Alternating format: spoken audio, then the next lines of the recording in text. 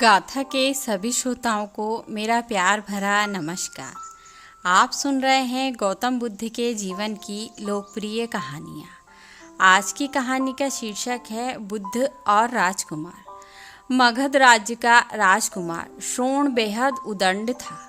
उसको दूसरों के अपमान में आनंद की अनुभूति होती थी। दूसरों को अपमानित करने में वह उम्र का ख्याल भी नहीं करता था। जब माता पिता उसकी हरकतों से बहुत परेशान हो गए तो उन्होंने अपने महल में भगवान बुद्ध को आमंत्रित किया।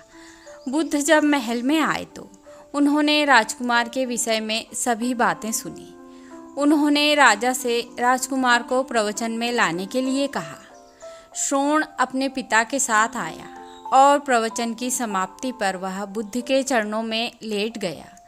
बुद्ध के वचनों से प्रभावित होकर वह बौद्ध धर्म में दीक्षित हो गया। उसका जीवन पूर्णतः बदल गया। कुछ समय बाद उसने प्रायश्चित करने के लिए अन्न जल का त्याग कर दिया। उसके इस कठोर प्रण के विषय में जब भगवान बुद्ध को ज्ञात हुआ तो वे उसे देखने आए। उन्होंने स्नेहपूर्वक उसके मस्तक पर हाथ रखा और बोले, श्रोण, अन्न जल के त्याग के चलते तुम्हारा स्वास्थ्य गिरता जा रहा है। तुम संगीत के जानकार हो, अतः उससे जुड़े मेरे एक प्रश्न का उत्तर दो। क्या वीणा के तार ढीले करने पर उससे स्वर लहरी फूटती है?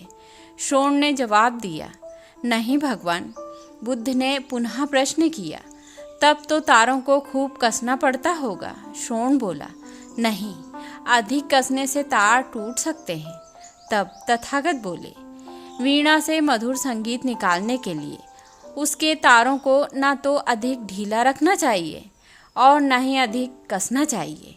इसी प्रकार हमारा जीवन भी एक वीणा की तरह ही है, जिसे भली भांति चलाने के लिए सभी वस्तुओं का पूर्ण त्याग उचित नहीं है। श्रोण ने कठोर प्रतिज्ञा से मुक्ति ले ली और सहज जीवन जीने लगा। यह कथा जीवन को नैसर्गिक तरीके से जीने पर बल देती है, जिसमें उचित आवश्यकताओं की पूर्ति और अतिरिक्त इच्छाओं पर नियंत्रण का संदेश शामिल है। यदि जीवन को आवश्यकता, पूर्ति और संयम के संयोग से संचालित किया जाए तो परम शांति प्रदायक होता है। तो यह थी एक छोटी सी कहानी। आशा करती हूँ आप सभी को पसंद आएगी।